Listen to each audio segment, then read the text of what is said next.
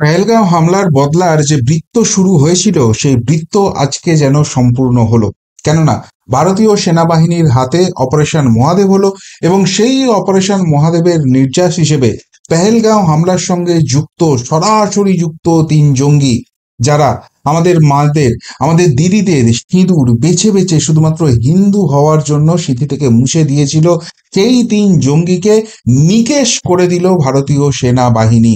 আজকের এই মুহূর্তের সব থেকে বড় খবর, অপারেশন মহাদেব, এবং সেখানে ওই তিন পাষণ্ড জঙ্গিকে যেখানে যে জান্নাতের হুর পরি দেখার কথা তারা ভাবছিল, সেইখানে পাঠিয়ে দিল ভারতীয় সেনাবাহিনীর জওয়ানরা। আপনারা জানেন যে এই যে পেহেলগাঁও অ্যাটাক হয়েছিল, তারপরেই কিন্তু ভারতবর্ষ পাকিস্তান, জঙ্গিস্তানের কোমর ভেঙে দেবে, জঙ্গিবাদকে শেষ করে দেবে, এই শপথ কিন্তু নিয়েছিল। আমাদের হয়ে দেশের প্রধানমন্ত্রী নরেন্দ্র মোদী বলেছিলেন যে তিনি এমন সবক শেখাবেন পাকিস্তানকে যে আর কোনো দিন জঙ্গিবাদ নিয়ে ভারতবর্ষের দিকে চোখ তুলে তাকাতে পারবে না। এবং সেই উপলক্ষে অপারেশন সিঁদুর লঞ্চ হয়েছিল এবং সেই অপারেশন সিঁদুরে আমরা দেখেছিলাম পাকিস্তানের ভেতরে ঢুকে ভারতীয় সেনাবাহিনীর জওয়ানরা, তারা কিন্তু সেখানে একদম জঙ্গি ঘাঁটি গুড়িয়ে দিয়েছিল। ভারতীয় সেনাবাহিনীর জওয়ানরা সেখানে ঢোকেননি, তারা সেখানে যে অস্ত্রের হামলা করেছিল তাতেই পাকিস্তান একদম নাপাক হয়ে গিয়েছিল। কিন্তু এত কিছু হয়ে যাওয়ার পরেও একটা প্রশ্ন মনের মধ্যে খচখচ করছিল, একটা প্রশ্ন বিরোধীরা বড্ড বেশি যেন উৎসাহী হয়ে পড়েছিলেন, সেটা হচ্ছে যে যারা সরাসরি এই জঙ্গিবাদের সঙ্গে যুক্ত ছিল, যারা ঢুকে এই জঙ্গি হামলাটা করলো, তাদেরকে কেন এখনো খুঁজে পাওয়া যাচ্ছে না, তাদের বিরুদ্ধে কেন এখনো ব্যবস্থা নেওয়া যাচ্ছে না। আর আজকে আজকে অবশেষে তিন জঙ্গিকে দীর্ঘদিন সন্ধানের পর এবং একটা বড় গুলির লড়াইয়ের পর সেই তিন জঙ্গিকে নিকেশ করা হলো।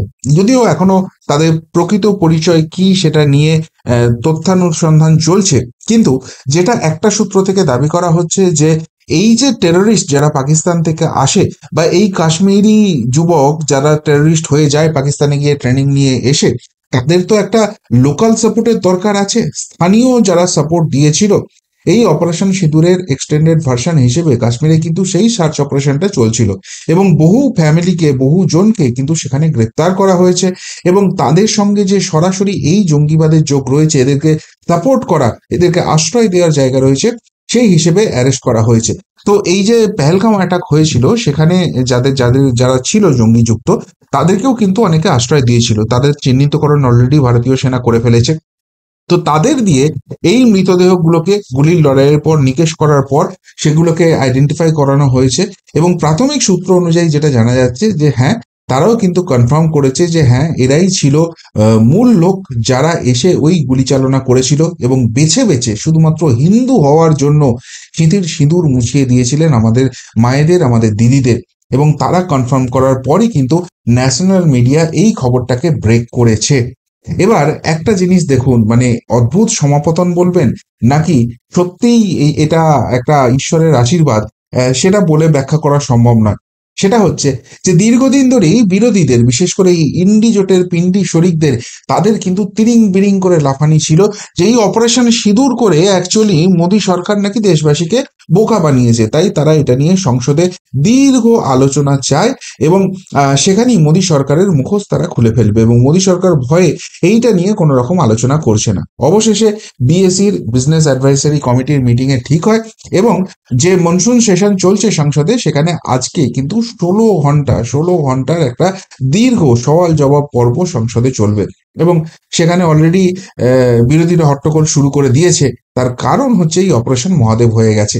কেননা তাদের একটা বড় অস্ত্র, বড় প্রশ্নই তো বারবার থেকে গেছে যে এই জঙ্গিগুলোকে কেন খুঁজে পাচ্ছে না, এই জঙ্গিগুলোকে কেন মারা হচ্ছে না, এই জঙ্গিদের কি অবস্থান রয়েছে সেটা নিয়ে ভারত সরকার কেন কিছু করছে না। ফলে 11টায় সেশন শুরু হয়েছিল এবং তারপরই এত হই হট্টগোল হয়, সেটা একটা অবধি স্টপ করে দেওয়া হয় এবং একটা সময় আবার সেটা রিজিউম করে, যখন প্রতিরক্ষা মন্ত্রী রাজনাথ সিংজি তিনি বলতে উঠেছেন, তিনি কার্যত বিরোধীদের তুলোধনা করে ছাড়ছেন তাদের এই সব ইস্যু নিয়ে। ঠিক তখনই ব্রেকিং নিউজ হিসেবে কিন্তু এই খবরটা সামনে এলো যে এই জঙ্গিদের কিন্তু নিকেশ করা হয়েছে। এবার আপনাদের মাথায় একটা প্রশ্ন আসবে যে অপারেশন সিঁদুর তো অবশ্যই বুঝলাম যে যেহেতু আমাদের মায়েদের দিদিদের মাথা থেকে সিঁদুর মুছে দিয়েছিল জঙ্গিরা, তার বদলা নিতে, সেই সিঁদুরের অপমানের বদলা নিতেই এর নাম অপারেশন সিঁদুর দেওয়া হয়েছিল। কিন্তু এই যে অপারেশনটা হলো, যেখানে 3 জঙ্গিকে খতম করা হলো, সেটার নাম অপারেশন মহাদেব কেন দেয়া হয়েছে? দেখুন, এখানে একটা ম্যাপ দেখাচ্ছি, মাউন্ট মহাদেব বলে দেখতে পাচ্ছেন। এই যে মাউন্ট মহাদেব রয়েছে, এর খুব কাছাকাছি অঞ্চলেই এই জঙ্গিরা লুকিয়েছিল। মানে যেটুকুনি এখনো অব্দি খবর উঠে আসছে, অবভিয়াসলি এটা তো হাই ইন্টেলের ব্যাপার, সুতরাং সব ইনফরমেশন এখনো আসছে না, কিন্তু জাতীয় মিডিয়া সূত্রে যেটুকুনি জানা যাচ্ছে, এরা তো বিভিন্ন জায়গায় আত্মগোপন করে আছে। বিশেষ করে কাশ্মীরের ওই যে পাহাড়ি উপত্যকার অঞ্চল রয়েছে, সেখানে যে জঙ্গল রয়েছে, এবং তার পাশাপাশি লোকাল যে সাপোর্ট রয়েছে, সেই সমস্ত কিছু নিয়ে এরা কিন্তু আত্মগোপন করেছিল। ফলে দীর্ঘদিন ধরে এদের অনুসন্ধান চলছিল, এবং ফাইনালি যেখানে এদের সঙ্গে গুলির লড়াইটা হয়, গুলি বিনিময় হয়, সেইটা হচ্ছে এই মাউন্ট মহাদেবের খুব কাছাকাছি অঞ্চলে। এবং তার ফলেই কিন্তু এই এই অপারেশনের নাম অপারেশন মহাদেব দেওয়া হয়েছে। অর্থাৎ আরেকটাও যদি অদ্ভুত সমাপতন দেখেন, আমরা শ্রাবণ মাসকে হিন্দুদের জন্য অত্যন্ত পবিত্র মাস ধরি, কেননা সেটা মহাদেবের মাস হিসেবে ধরা হয়, এবং বিশেষ করে শ্রাবণ মাসের সোমবার, আজকে দ্বিতীয় সোমবার, আমাদের কাছে কিন্তু অত্যন্ত পবিত্র দিন। সুতরাং সেইখানে মহাদেবের মাথায় জল ঢেলে তাকে তুষ্ট করা হয়, হিন্দু ভাবাবেগে যেটা থাকে। তো সেই জায়গা থেকে মহাদেবের আশীর্বাদে কিন্তু আজকে সেই শ্রাবণের দ্বিতীয় সোমবারই কিন্তু এই জঙ্গিদের নিকেশ করা হলো। অর্থাৎ হিন্দু সনাতনের বিরুদ্ধে যে জেহাদ, যে যে যুদ্ধ জারি করেছিল এই জঙ্গিরা, যে হিন্দুদের ভয় পাইয়ে দেবে, সনাতনকে মিটিয়ে দেবে, সনাতন ঐতিহ্যকে ধুয়ে মুছে সাফ করে দেবে, সেই জন্যই সিঁদুর মোছানোর যে প্রয়াসটা শুরু করেছিল মহাদেবের আশীর্বাদে, কিন্তু সেই জায়গারই বদলাটা যেন সম্পূর্ণ হলো।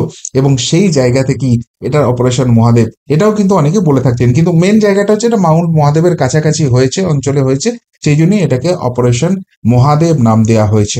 এবার আর একটা প্রশ্ন থেকে যায়, তাহলে কি একবারে সমস্ত কিছু সম্পূর্ণ হয়ে গেল, সমস্ত কিছু মিটে গেল? দেখুন, ভারতীয় সরকারের তরফ থেকে যেটুকুনি জানানো হয়েছে সেটা হচ্ছে অপারেশন সিঁদুর কিন্তু অনগোয়িং প্রসেস, এবং সেই অনগোয়িং প্রসেসের মধ্যে আপাতত দু দেশের মধ্যে যেটুকুনি সমঝোতা হয়েছে, সেখান থেকে কেউ কাউকে অ্যাটাক করছে না, কিন্তু পাকিস্তানের তরফ থেকে কোনো রকম যদি কোনো প্ররোচনা আসে, কোনো রকম যদি জঙ্গিবাদের সামান্যতম জিনিসও মাথা চাড়া দিতে দেখা যায়, তাহলে কিন্তু অপারেশন সিঁদুর আবারও চালু হবে। অর্থাৎ অপারেশন সিঁদুর কিন্তু স্টপ হয়নি, এটা আপাতত সাময়িকভাবে একটা বিরতি দেওয়া হয়েছে। এবং এর মাঝখানে যেটা ভারতবর্ষ করছে, সেটা হচ্ছে দেশের বাইরে ঠিক আছে, আমরা তো নজর রাখছি, কিছু হলে সেটা জবাব দেওয়া হবে, কিন্তু দেশের মধ্যে যারা লুকিয়ে আছে, দেশের মধ্যে যারা ছারপোকা ইঁদুরের মতো লুকিয়ে রয়েছে এবং দেশের ক্ষতি করার চেষ্টা করছে, তাদের তাদের কোনো রকম কিন্তু কোনো রেহাই দেওয়া হবে না। সেটা সরাসরি জঙ্গিবাদের সঙ্গে যারা যুক্ত রয়েছে, তাদেরও সঠিক কড়া জবাবটা দেওয়া হবে। এবং পাশাপাশি আরও একটা গুরুত্বপূর্ণ জায়গা, সেটা হচ্ছে অন্যান্য দেশ, বিশেষ করে বাংলাদেশ এবং মায়ানমার, রোহিঙ্গা এবং অবৈধ বাংলাদেশি, তারা ভারতবর্ষের বিভিন্ন প্রান্তে যে ছড়িয়ে রয়েছে এবং এই জঙ্গিবাদ, এই সন্ত্রাসবাদকে প্রমোট করছে, তাদেরও কিন্তু খুঁজে খুঁজে বার করা হবে এবং তার উপযুক্ত ব্যবস্থা নেওয়া হবে, এবং সেই অপারেশনও কিন্তু কন্টিনিউ হচ্ছে। অর্থাৎ সব মিলিয়ে একটা ছবি স্পষ্ট হয়ে যাচ্ছে যে ভারতবর্ষ এই পেহেলগাঁও অ্যাটাকের পর কিন্তু কার্যত চিরুনি তল্লাশির মোডে আছে, এবং সেইটা যেখানে যা করার ভারতীয় সেনাবাহিনী কিন্তু সদা সর্বদা অ্যালার্ট রয়েছে। আমরা হয়তো অধৈর্য হয়ে পড়ছিলাম মাঝখানে, যে কেন কিছু হচ্ছে না, কেন কিছু হচ্ছে না, কেন এদের খুঁজে পাওয়া যাচ্ছে না, কিন্তু যারা আমাদের অতন্ত্র প্রহরী, তারা কিন্তু একটা সেকেন্ডও বসে নেই, তারা কিন্তু কোনো জিনিসই ভুলে যায়নি, তারা কিন্তু তাদের কাজটা সুনির্দিষ্টভাবে করে যাচ্ছে। এবার আর একটা প্রশ্নও কিন্তু সবার মনের মধ্যে আসছে, এবং যেটা অবভিয়াসলি মোদী সরকারের দিকে থাকবে, সেটা হচ্ছে আমরা ভারতবর্ষের বিভিন্ন প্রান্তে একটা জিনিসই দেখতে পাচ্ছি, যে সেখানে যারা অবৈধ আহ, হিসেবে ধরা পড়ছে, যারা ভারতীয় নাগরিক নন, অন্য দেশ থেকে এসেছেন এবং ভারতবর্ষে ঢুকে ভারতের ক্ষতি করার চেষ্টা করছে, কেউ শ্রমিক সেজে আছে, কেউ বিভিন্ন অন্যরকম কাজ করছে, তাদের প্রত্যেকেরই যোগসূত্র পাওয়া যাচ্ছে এই বাংলায়, এবং তাদের এখানে এসে রাজনৈতিক আশ্রয় দেওয়া হচ্ছে, তাদের Aadhaar card, voter card, PAN card, সমস্ত রকম ভারতীয় পরিচয়পত্র তৈরি করে দেওয়া হচ্ছে। এমনকি কারোর কারোর ক্ষেত্রে একটা নয়, সেফ সাইড করার জন্য দুটো বিধানসভায় নাম তুলে দেওয়া হচ্ছে, যেটা সম্পূর্ণ আইন বিরুদ্ধ। এগুলো খুঁজে পাওয়া যাচ্ছে, অন্য রাজ্যের এসটিএফ খুঁজে পাচ্ছে, বিভিন্ন রাজ্যের পুলিশ এগুলো নিয়ে যে কাজ করছে তারা এসে খুঁজে পাচ্ছে। কিন্তু পশ্চিমবঙ্গ সরকার তারা কি করছে? তারা কিন্তু এই ধরনের কোনো সার্চ অপারেশন করছে বলে এখনো সেইভাবে জানা যাচ্ছে না। কোথাও কোথাও যখন স্থানীয় স্তরে একটা দুটো ইনফরমেশন আছে তারা হয়তো করছে, কিন্তু যেটা চিরুনি তল্লাশির দরকার আছে সেটা পশ্চিমবঙ্গে, সেটা এই রাজ্য সরকার করছে না। উল্টে যখনই এই ধরনের কথাবার্তা শুরু হচ্ছে, সেখানে রাজ্য প্রশাসনের তরফ থেকে যে কথা শোনা যাচ্ছে সেটা কোথাও গিয়ে এদেরকে যেন প্রোটেক্ট করার চেষ্টা করা হচ্ছে।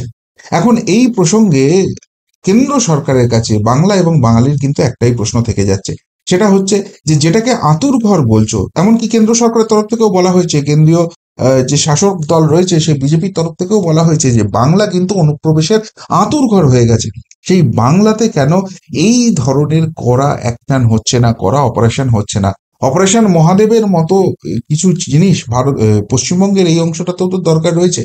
বিশেষ করে সীমান্তবর্তী যে জেলাগুলো রয়েছে সেখানে পুরোপুরি ডেমোগ্রাফি চেঞ্জ হয়ে গেছে এই অনুপ্রবেশের জন্য, এবং যে কোনো দিন কিন্তু পশ্চিমবঙ্গে পেহেলগাঁওয়ের মতো ভয়ঙ্কর কাণ্ড হয়ে যেতে পারে এমন আশঙ্কা খোদ বিজেপির নেতারা করছেন।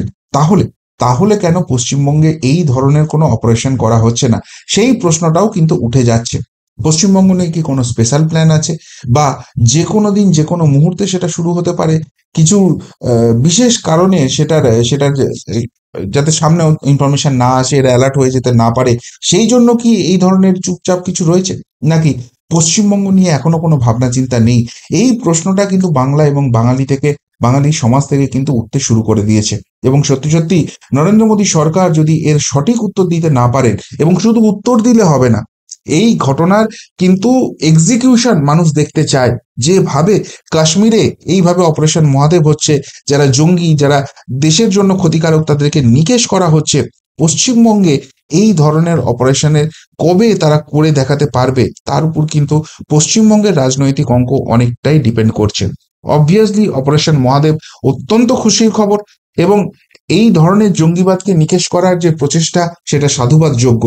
কিন্তু দেশের পশ্চিম প্রান্তে যখন এই ধরনের কাণ্ড হচ্ছে, দেশের পূর্ব প্রান্ত সেটা তো বারুদের স্তূপের উপর বসে আছে, এই কেন্দ্রীয় সরকারই দাবি করছে, সেখানে কেন কোনো রকম কিছু হচ্ছে না?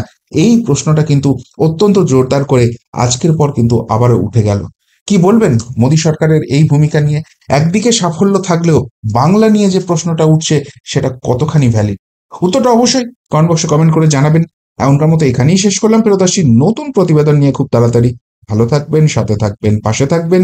নমস্কার।